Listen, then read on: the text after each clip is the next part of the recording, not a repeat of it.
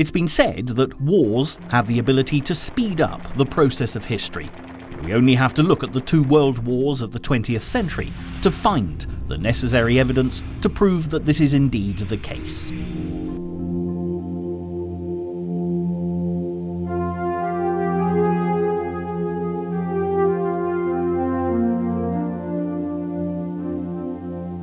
The First World War, fought between 1914 and 18, was described as the war to end all wars, but as the process of history attests, sadly was not the case.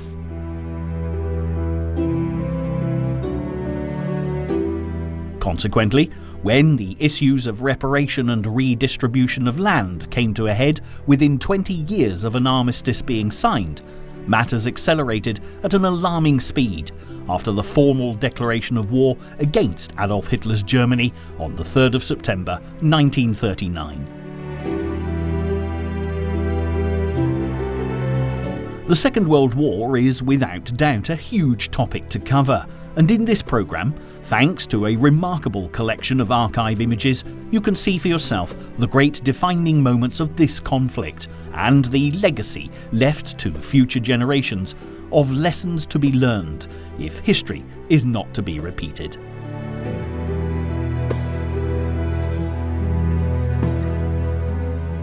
Statistically speaking, the Second World War was the deadliest conflict in human history, having claimed the lives of more than 70 million people, the vast majority of whom were civilians.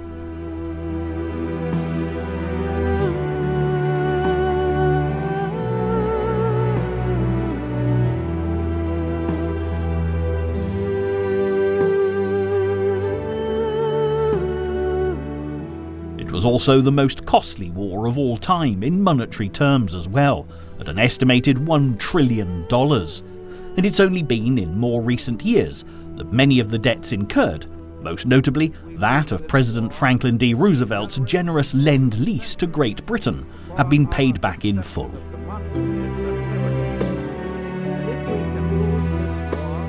Needless to say, picking out the defining moments from undoubtedly one of history's most important and complex events is far from being an easy task, especially in a limited amount of time. However, as in all things, starting way back at the beginning will be the most logical course of action.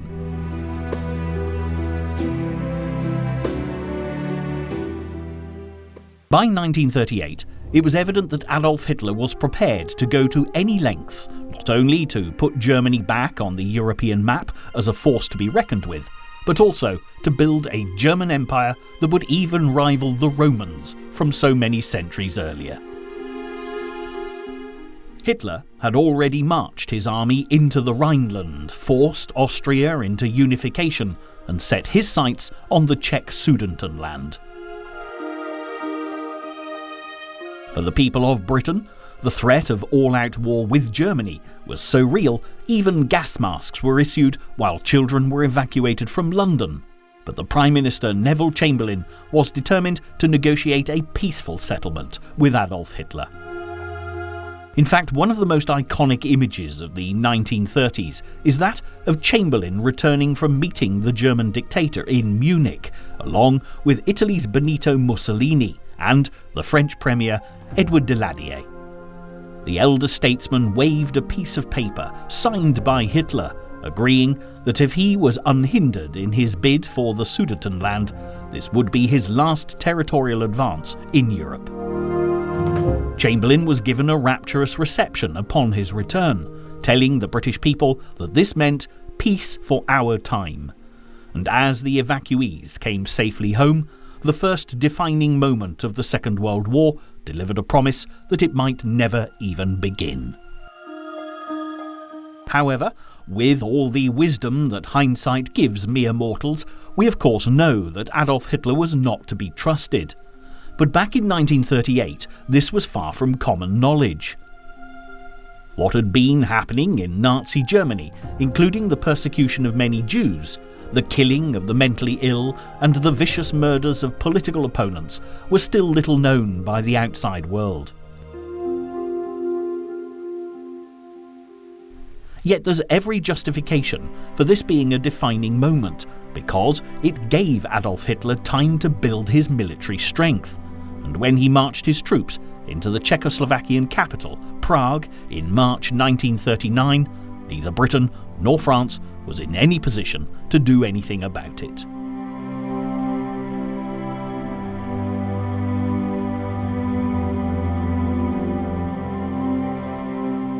Precious time had been lost, and Adolf Hitler had every advantage, something that would characterize the first few years of the conflict. As the Nazis moved through Europe, becoming even bolder, it was evident that the British Prime Minister was unlikely to stand up against Hitler. This may seem of little significance today, but before World War II, the British Empire made the island nation a force to be reckoned with, on an equal footing with the Americans and the Russians. By the late summer of 1939, Hitler was preparing to extend his stranglehold on Europe with an invasion of Poland, but was all too aware that Joseph Stalin and the Russians on the eastern side would not be as easy to deal with as Chamberlain had been back in 1938.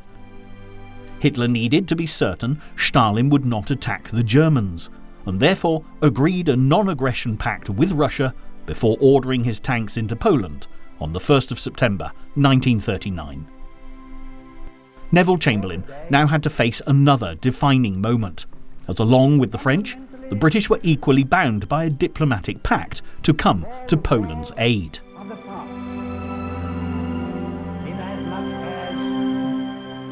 The British Prime Minister gave Hitler an ultimatum: withdraw from Poland by 11 a.m. on the 3rd of September, or a state of war would exist between the United Kingdom and Germany. And there being no such undertaking from Hitler, Chamberlain announced the news to the people of Britain in a radio broadcast on that fateful Sunday morning. This morning, the British ambassador in Berlin handed the German government a final note, stating that unless we heard from them by 11 o'clock, that they were prepared at once to withdraw their troops from Poland, a state of war would exist between us. I have to tell you now that no such undertaking has been received, and that consequently this country is at war with Germany.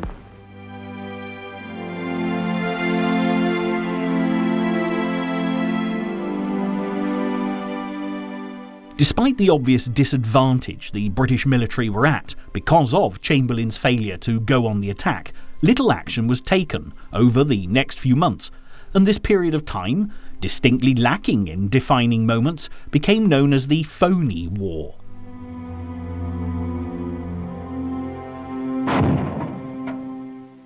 Nevertheless, there was nothing phony about Adolf Hitler's strategic advances, but there was one voice loudly making itself heard in British politics, urging Chamberlain to take the fight to the Germans. With the declaration of war on the 3rd of September came the news that the lone voice, Winston Churchill, had been called to serve at the Admiralty as the First Lord. Throughout the 1930s, Winston Churchill had warned the world of the threat that Adolf Hitler's rise to power in Germany posed. But Churchill was dismissed as a political has-been who was well past his sell-by date. When his wise words of warning proved to be so well-founded, this view changed dramatically, and as the people of Great Britain looked for a hero, the Admiralty signalled its ships with just 3 words: "Winston is back."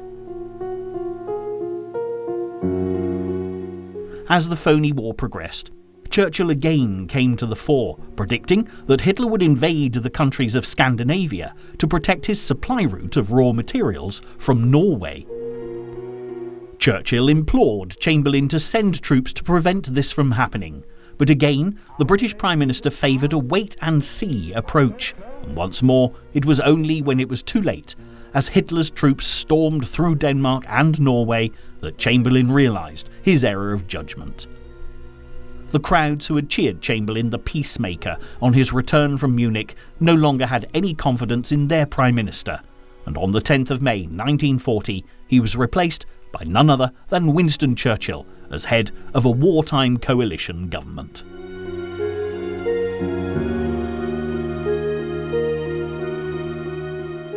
For Churchill, as he offered nothing but blood, toil, tears and sweat, one of the most crucial defining moments of the entire conflict faced him within hours of taking up residence at number 10 Downing Street, as Hitler's blitzkrieg advance through the Low Countries began.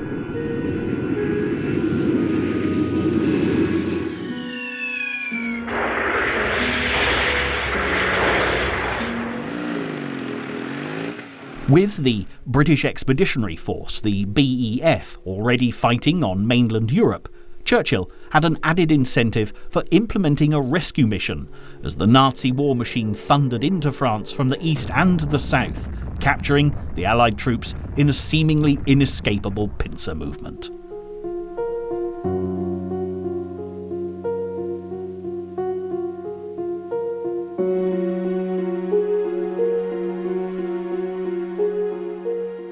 It was a time for heroism, and Churchill rose to the challenge, inspiring Britain's civilians to follow his lead. As the Allied forces retreated to the beaches of Dunkirk, facing certain death at the hands of the Germans, the British Navy, augmented by any seaworthy craft that could be mustered to cross the Channel, set out on a daring rescue mission that the elegant Churchill described as a miracle of deliverance.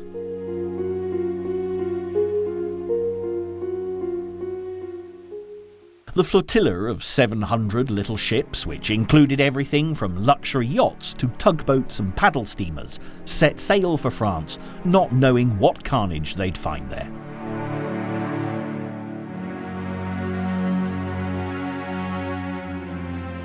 Owners were supplied with nothing more than a tin hat and a warning that they were embarking on a very dangerous mission. And when they reached the French coast, they worked tirelessly to ferry home the waiting soldiers. Some made many journeys, and with the British Navy having estimated being able to rescue about 45,000 men, when the numbers were finally counted, in the early days of June 1940, more than 330,000 Allied servicemen had survived to fight another day.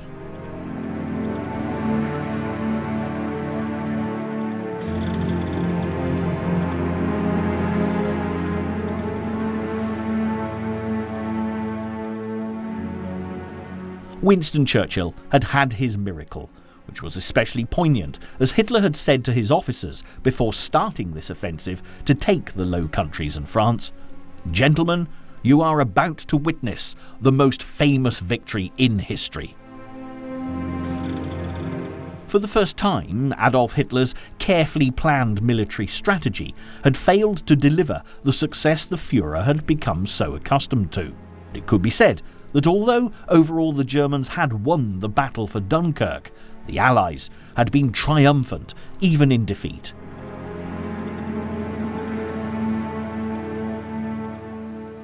Winston Churchill was now offering inspired leadership, while the people of Great Britain all shared the invincible spirit of Dunkirk, and Hitler now had more of a fight on his hands for the island nation than he could ever have imagined. When you consider what happened at Dunkirk, there are a number of factors that are intriguing, and as defining moments go, the end of May and the beginning of June 1940 are some of the most fascinating of the entire war. Firstly, Hitler, having brilliantly manoeuvred the Allied troops onto the beaches of Dunkirk, ordered his panzer tank divisions to halt just a matter of miles short of the stranded Allies. It's fair to say, with a rescue mission of the scale launched by Churchill highly unlikely, that Hitler could have assumed he would have all the time in the world to allow his Air Force, the Luftwaffe, the honour of finishing the operation.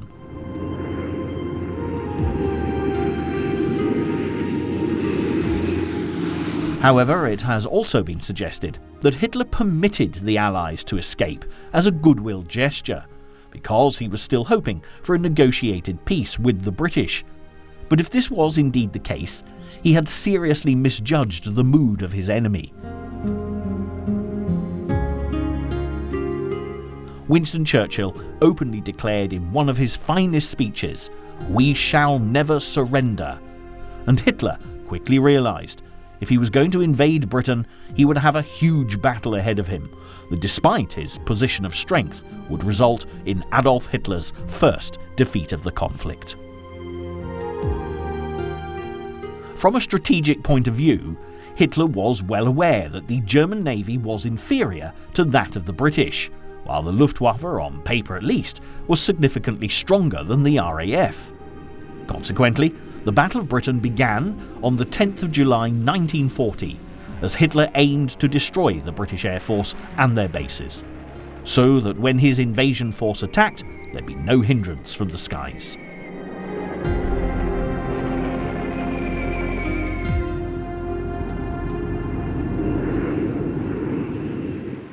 But Hitler had failed to account for the spirit of Dunkirk, and the British were victorious in the skies. Holding off the Luftwaffe until the autumn meant that a German invasion would not be possible due to weather and the tides. Undeterred, Hitler redirected his pilots to bomb London and Britain's major cities, instigating a terror campaign that has gone down in history as the Blitz.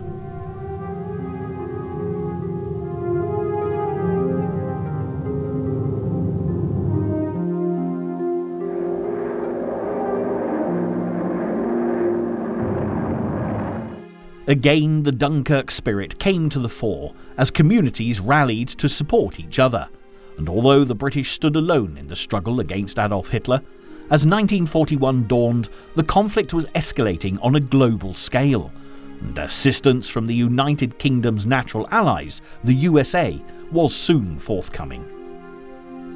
From the outbreak of World War II, the American President Franklin D. Roosevelt had been keen to support the Allies' fight against Adolf Hitler, but due to isolationist public opinion, America had remained neutral.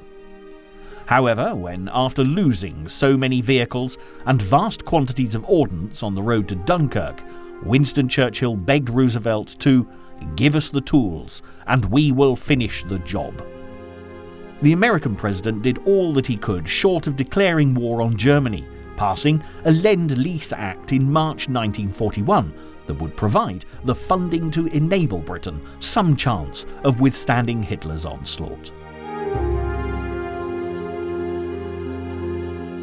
This, combined with a rather unexpected change of tactics from Adolf Hitler, meant that matters looked considerably brighter for Winston Churchill and the British, although it would open up one of the darkest chapters in the war, especially for the citizens of Russia.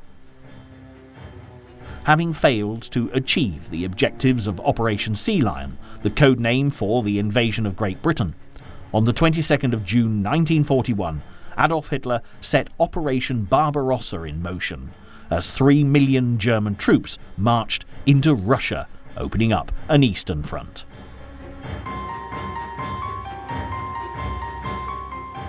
His aim was to conquer the Soviet Union before winter, but Stalin's Red Army had very different ideas.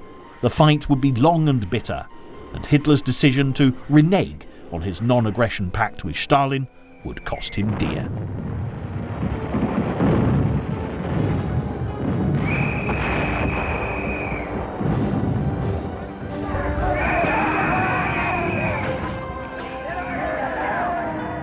What's more, the alliances of the conflict to date changed overnight, and Winston Churchill immediately contacted Stalin to secure the might of Russia to fight for the Allied cause.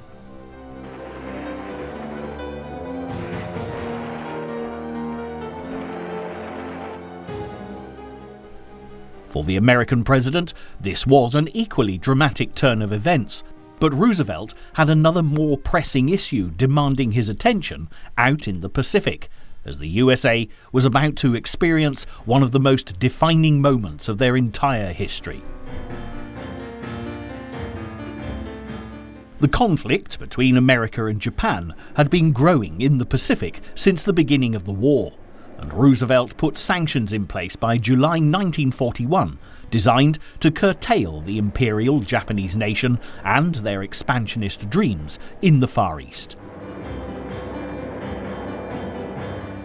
And this is where the link with the war in Europe became so much more clearly defined, as the Japanese had signed a tripartite pact with the Germans and the Italians back in 1940 that formalised the Axis powers. Undoubtedly, the last thing Hitler wanted, as he continued to bombard Britain and take on the mighty Russians, was the Americans entering the war on the side of the Allies. But as events played out in the Pacific, that was precisely what would happen before 1941 drew to a close.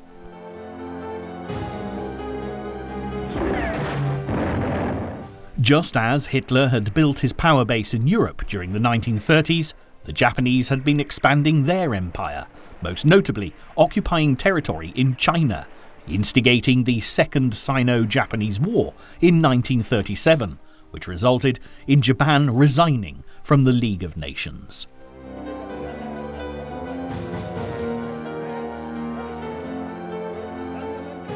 Roosevelt registered American disapproval by terminating trading with Japan, but the Empire of the Sun continued to expand until in 1941 the USA put a complete embargo on oil supplies to the Japanese.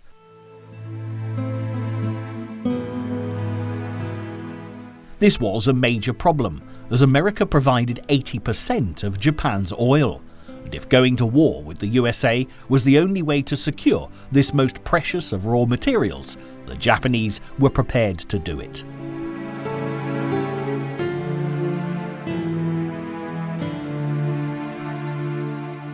However, being excellent military strategists, they knew they would have to plan with the greatest of care, and the element of surprise would be absolutely crucial. In fact, Japan's Admiral Yamamoto instigated the first request for naval intelligence on the American fleet based in Hawaii in 1940, and as relations with Washington deteriorated, the plan to bomb the US Navy at Pearl Harbor on Sunday the 7th of December 1941 really began to take shape.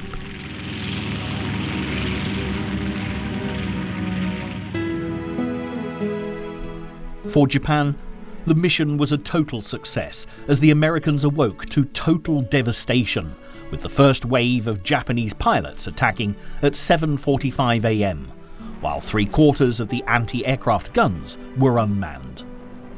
In less than 30 minutes, the US Navy had been decimated with the loss of 16 ships, more than 160 planes, and 2,400 servicemen. When news reached President Roosevelt in the White House, he described it as a day of infamy. And not surprisingly, on the 8th of December, America declared war on Japan with the full support of the nation. There couldn't have been a more defining moment, not least because of the Tripartite Pact, which meant that Germany and Italy were duty-bound to declare war on the USA, which they did on the 11th of December. As ever, Winston Churchill had something to say on the subject of America entering the war, remarking that Hitler's fate was sealed. Mussolini's fate was sealed. As for the Japanese, they would be ground to powder. Not that Churchill escaped the attention of the Japanese, because they had also declared war on Great Britain. Never slow to act, the nation's Prime Minister reciprocated on the 8th of December. The world was quite literally now at war, and as the true horror of Adolf Hitler's treatment of those banished to Nazi concentration camps was now becoming all too evident, the determination of the Allies to overthrow the Axis powers was a powerful force to be reckoned with.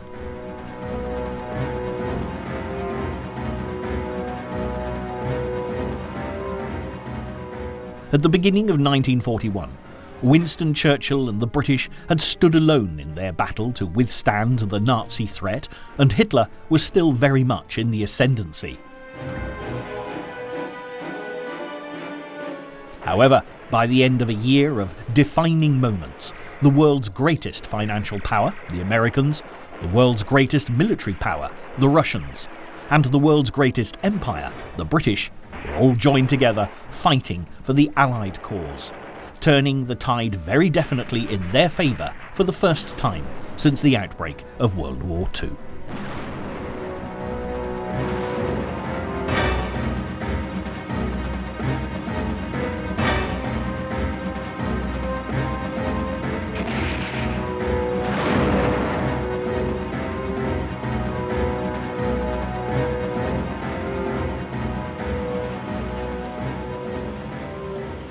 The arrival of the Americans on the field of battle made a huge impact, quite literally, on a global scale, as 1942 progressed. This wasn't always considered positive, however, and when the GIs flooded into the UK with their stylish uniforms and Hollywood accents, the British men described them as overpaid, oversexed, and over here. Perhaps not surprisingly, the GIs were extremely popular with the ladies of Britain, bringing with them such rationed treasures as cigarettes, chocolate, and nylon stockings, which no doubt went a long way to fueling such jealous comments. Nevertheless, the Americans had their own witty retort, describing their British counterparts as underpaid, undersexed, and under-Monty. The Monty in question was in fact the British general Bernard Montgomery, and the Americans came into contact with this maverick Englishman when they were sent to provide assistance to the Allies in North Africa. Montgomery became famous for choreographing such defining moments as the Allied victory at the Second Battle of El Alamein, turning the war in the desert dramatically. Hitler's Desert Fox, Erwin Rommel, had been unable to defeat Montgomery's 8th Army, and this battle certainly marked the end of any further Axis expansion in North Africa.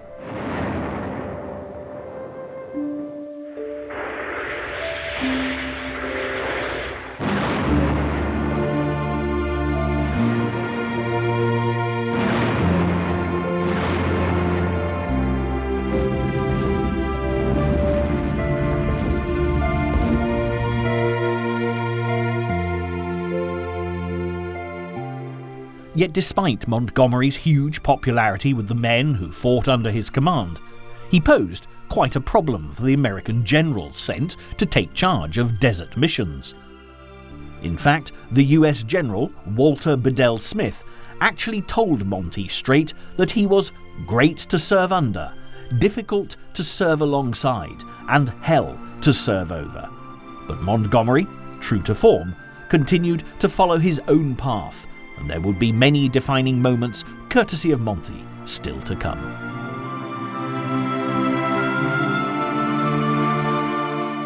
Yet the frustrations of dealing with such colourful characters as Montgomery were minor compared to the onslaught Japan was orchestrating in the Pacific, and it wasn't only the Americans who faced the imperial strength of the Japanese army. With attacks on the American territories of Guam and the Philippines, the Dutch East Indies and British-held Malaya, Japan was advancing at an alarming rate, fueled by the attraction of raw materials such as oil and rubber.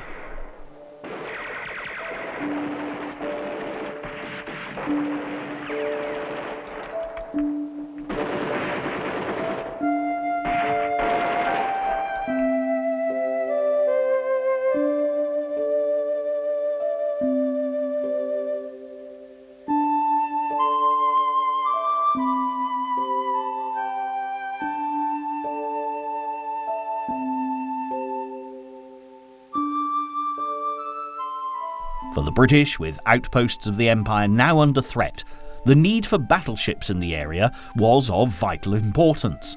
But when HMS Prince of Wales and HMS Repulse were torpedoed by the Japanese just days after Pearl Harbor, it effectively meant the end of Allied shipping in the Indian and the Pacific Oceans. And the Japanese were very keen to take full advantage of the situation, as a succession of defining moments quickly followed.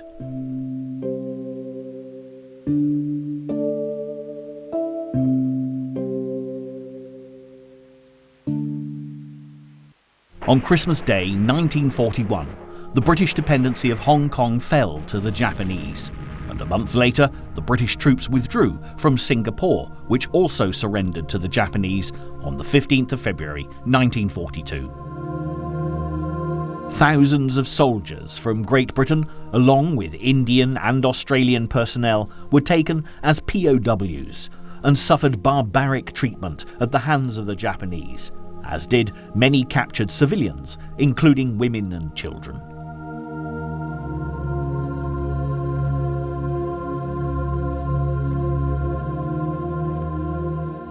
As news reached the rest of the world of the atrocities being committed, determination grew amongst the Allied nations to halt the Japanese in their tracks. And when 76,000 Americans were taken prisoner when the Philippines surrendered, President Roosevelt was swift to take action. The men were forced to walk more than 100 kilometers in the hot sun in what has gone down in history as the Bataan Death March, with many dying as a result, incensing the people back home in America. In retaliation, the US launched a blistering attack on the Japanese capital, Tokyo, sending shockwaves through the city. And on this occasion, it was the Americans who had the element of surprise on their side. As a defining moment, the bombing of Tokyo by the Americans was major, but shortly after this, one of the most significant naval battles of all time was set to take place between Japan and the USA, and it was considered to be a crucial turning point in the war for the Allies. At the end of May 1942, the Japanese fleet set sail for the island of Midway Atoll, believing that they had kept their plans top secret. But the Allies had cracked the codes used by the Japanese and were ready and waiting, with the first air battle they engaged in destroying a quarter of Japan's air force. It was a disaster for the Empire of the Sun. They had lost aircraft, carriers, and more than 3,500 men, and they would never again be able to fight a naval battle from a position of strength.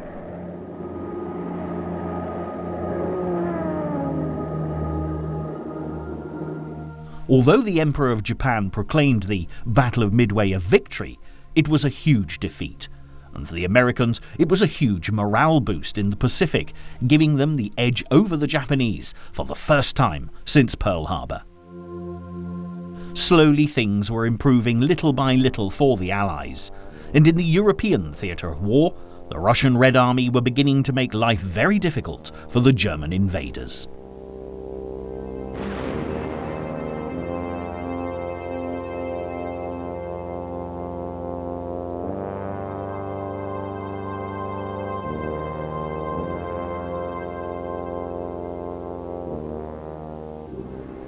Adolf Hitler had his sights set on the Russian city of Stalingrad, and this was predominantly for propaganda value, as it bore the name of the Soviet dictator.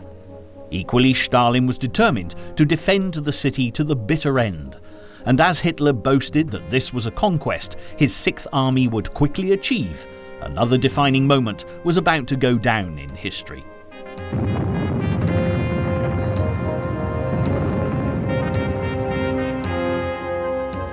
The conditions at Stalingrad were truly appalling for both fighting forces, and it proved to be the bloodiest battle in human history, with civilians caught in the crossfire treated with the worst kind of brutality. The combined casualties have been estimated at more than 1.5 million, with neither side able to give way, as Hitler and Stalin took on a siege mentality, refusing to even contemplate defeat.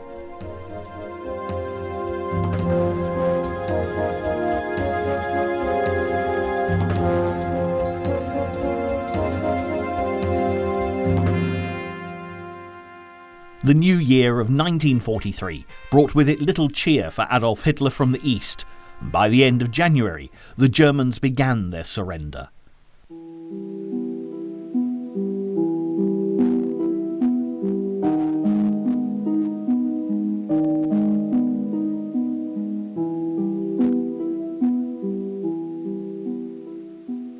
When the Red Army celebrated winning the Battle of Stalingrad on the 2nd of February. They had completely destroyed the German Sixth Army.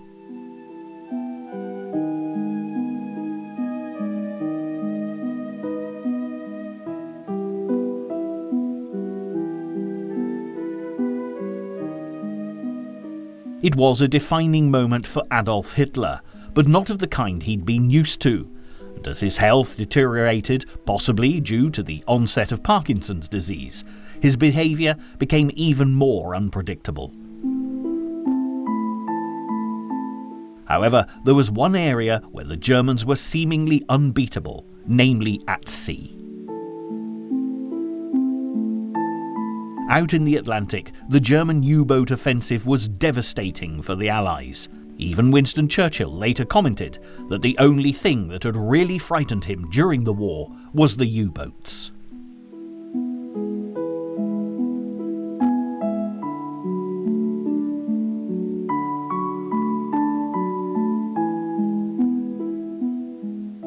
But in the end, the Allies won the battle for the Atlantic in a matter of months, and rather than there being one defining moment, many converged all at the same time.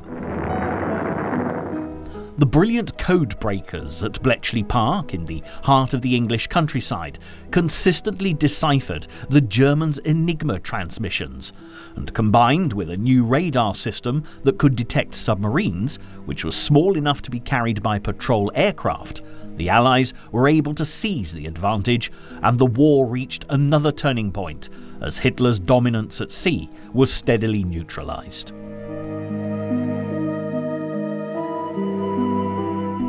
Meanwhile, back on land, with the battle for North Africa completed, Allied troops, now strongly reinforced with American service personnel, were ready to cross the Mediterranean and begin their assault on Italy, starting with the island of Sicily.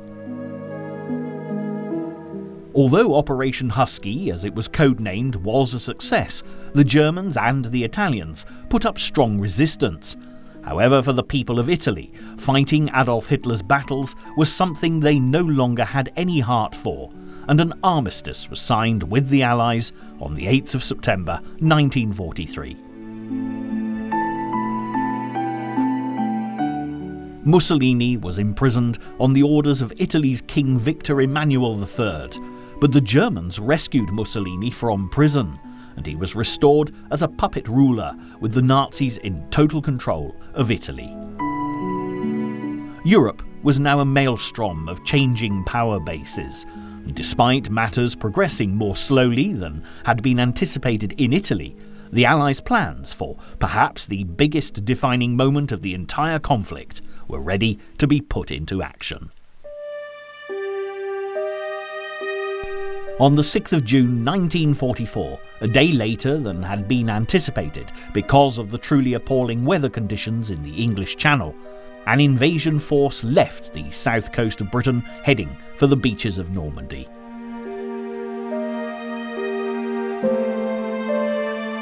It would go down in history as D-Day, and despite Adolf Hitler being well aware that such an attack was imminent, it still came as a complete surprise, giving the Allies a huge advantage. The Germans had been convinced the invasion would come from Dover and target the Pas de Calais, and the Allies did all they could to encourage their enemy to believe this. For every reconnaissance flight over Normandy, there were 2 over Calais. This, combined with the dreadful weather, even convinced Rommel, the commander Hitler had appointed to defend France against invasion, that it was safe to return home to Germany to celebrate his wife's birthday. The 5 landing beaches, codenamed Utah, Omaha, Gold, Juno and Sword, were located between Cherbourg and Caen, and the resistance met by the Allies varied dramatically. At Utah, the first of the American landing beaches, there were few Germans in defensive positions, and there were, accordingly, minimal casualties.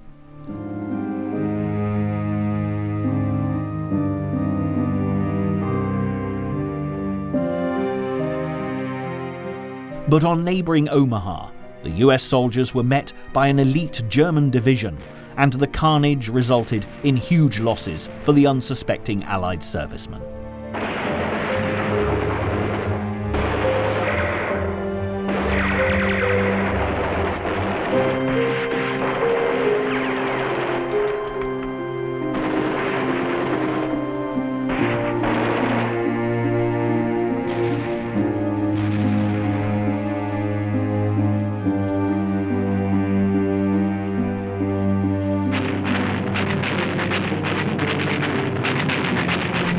Casualties were also high on Sword Beach, where British troops came ashore.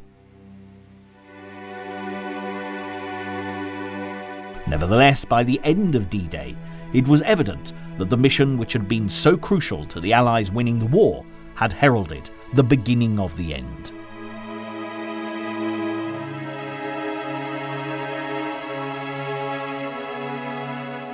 Incredibly, the events of D-Day could equally have gone Hitler's way, and it would in fact take the entire summer for the Battle of Normandy to be won.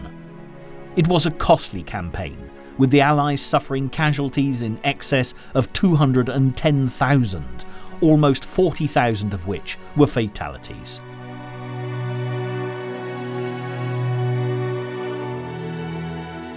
The German casualties were more than 300,000, and a visit to Normandy today, where memorials to the fallen on all sides of the conflict can be found, will prove to be an incredibly moving experience.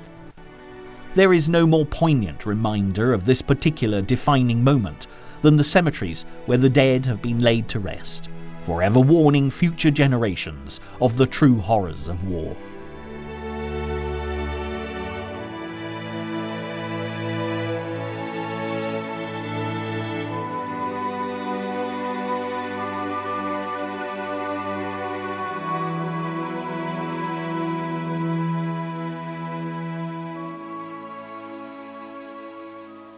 An event of the magnitude of D-Day certainly sent ripples in motion that would have far-reaching consequences, often in the most unexpected quarters. Although everyone's heard of the French resistance, many of us are not even aware that there was in fact a German resistance. But shortly after D-Day, an assassination attempt on the life of Adolf Hitler proved that such a movement not only existed, but was also well enough established to very nearly succeed in ending the Führer's reign of terror. There had been attempts made on Hitler's life by his own people right from his early rise to power, but the problem had always been getting close enough to him for it to be successful. However, when Klaus Schenk von Stauffenberg, previously a model German soldier who'd been awarded the Iron Cross, became horrified by Hitler's treatment of the Russians, most notably the Jews, while serving on the Eastern Front, things changed dramatically. When von Stauffenberg was made Chief of Staff to the Commander of the Home Army in June 1944, part of his role involved liaising directly with Hitler, and he certainly intended to make the most of the opportunity. The plan, Operation Valkyrie, was put into action on the 20th of July 1944, after the D-Day landings had been such a success for the Allies. Von Stauffenberg carried a bomb concealed in a briefcase into a meeting with Hitler at his Wolfschanze base in northern Poland.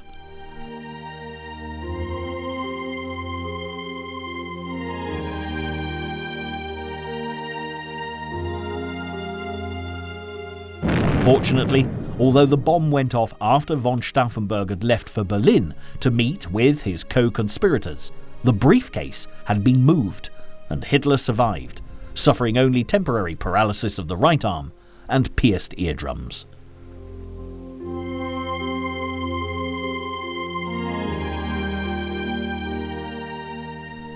What might have been a major defining moment that would undoubtedly have shortened the war by many months had failed to happen, and despite the outcome of the conflict now being almost certain to go the Allies' way, many lives would still be lost that could have been saved if Operation Valkyrie had resulted in the death of Adolf Hitler. it was also evident that the Allies themselves viewed victory as a foregone conclusion, and as the Germans retreated back to their homeland towards the end of 1944, Allied command decided to hold their positions in France and make one final push for Berlin in the spring.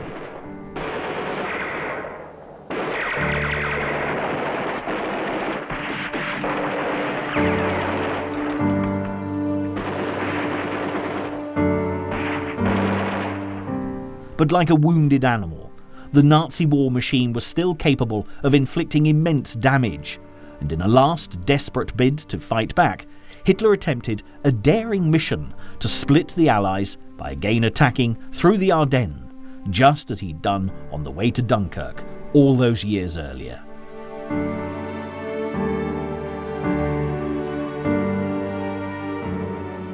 Beginning on the 16th of December, what has gone down in history as the Battle of the Bulge saw the American forces in the district thrown into turmoil.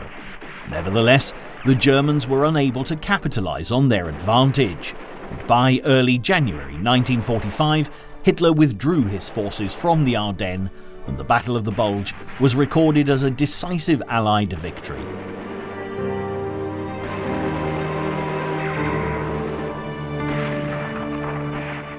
Hitler's last gamble had failed, but the Allies had still lost 81,000 men and more than 730 tanks, and as the push for Berlin now became the main focus in the European theatre of war, the Germans' final defining moment proved to be no more than a last sting in the tail. While the Allied leaders met at the Yalta Conference to decide the fate of post-war Germany, the fight for Berlin began in earnest.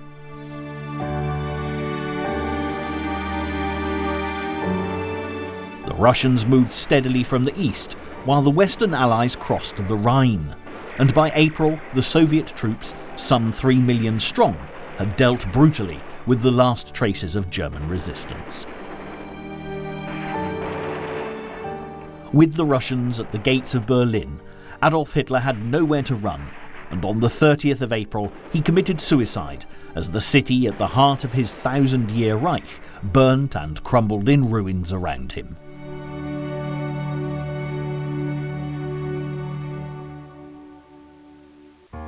Effectively, the war in Europe was over, and after the official surrender on the 7th of May, VE Day was celebrated in style. As defining a moment as the death of Adolf Hitler was, the passing of another of World War II's main protagonists earlier in April was equally significant. Franklin D. Roosevelt had made a huge contribution to bringing peace to Europe, and he never did get to see the results of his endeavours.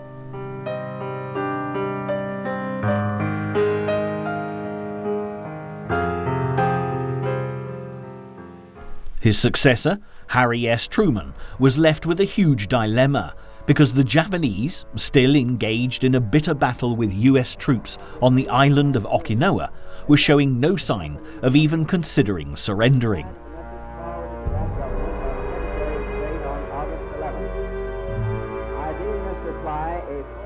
In desperation, they were by this stage using kamikaze pilots, sacrificing young Japanese men to continue a war they couldn't win. And Truman realised that drastic measures were going to be required if further huge losses of American servicemen were to be prevented.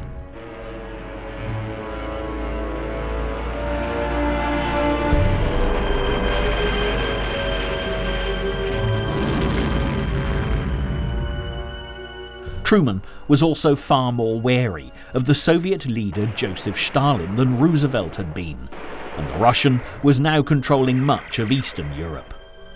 With the battle for Berlin won, Stalin turned his attention to the Japanese, preparing to send reinforcements, but the Western Allies were concerned that if the Soviets became too powerful in Japan, the situation was unlikely to bode well for world peace.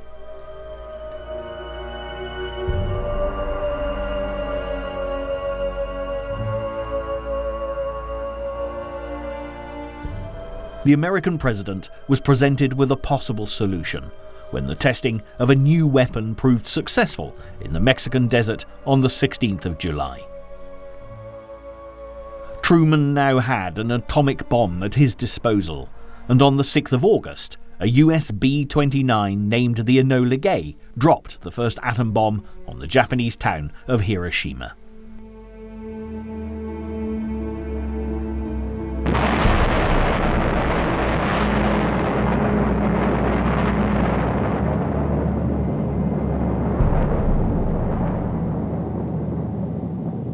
When there was still no surrender forthcoming, a second nuclear bomb was dropped on Nagasaki, and with the appalling consequences of this new generation of weapons now evident, the Japanese formally surrendered on the 2nd of September 1945. The Second World War was finally over, but peace came at a terrible price.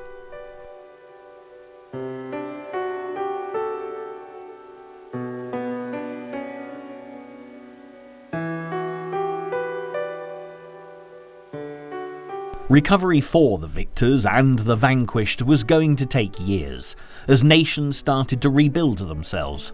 But the scars of the conflict would, without doubt, shape not only the immediate future of the post-war world, but also have far-reaching consequences into the next millennium.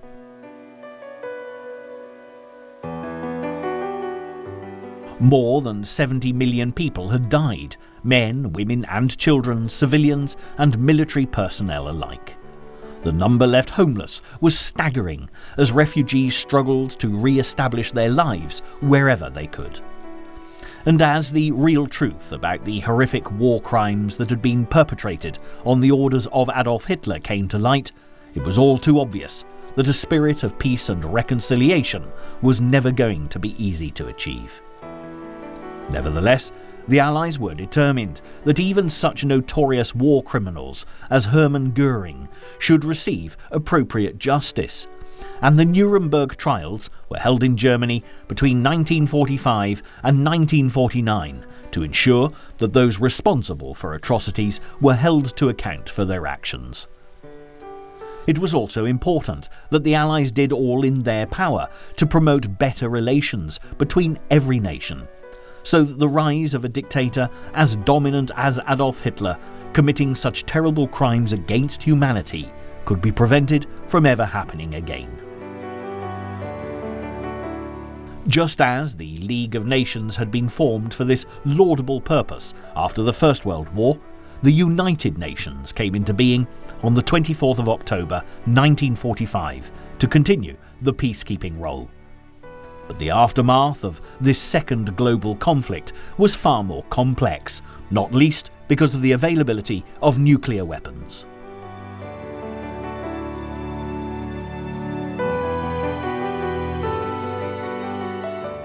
The alliance between Russia, America and Britain had always been uneasy, and East-West relations started to deteriorate long before the end of the war. And it was soon evident that the USA and the USSR were now the major powers in the brave new world post-1945. The British Empire was in effect finished, and with the nations previously occupied by colonial powers gaining their independence, the maps were all having to be redrawn. But as India, once described as the jewel in the empire's crown, escaped British rule, it faced further turmoil, resulting in the independence of the Muslim nation of Pakistan. Meanwhile, in Britain, Winston Churchill lost the general election of 1945, shortly after peace was declared, as the people he had led through such terrible times turned to Clement Attlee and the Labour Party to rebuild a more socially aware Britain, complete with a cradle-to-the-grave National Health Service. There was also the big question of how to manage Germany in the devastation left by Hitler and Nazi Party politics, and it was partitioned off into 4 zones, coordinated by the Allied Control Council. However, as a Cold War developed between the USA and the Soviet Union, the American, French and British zones joined together to form the Federal Republic of Germany, while the Russian zone became the German Democratic Republic. As matters deteriorated yet further between the USA and Russia after their head-to-head involvement supporting opposing factions in the Korean War, which began in 1950, and the Vietnam War fought into the 1960s, a closed border was created by the Russian-backed communists, separating East and West Germany.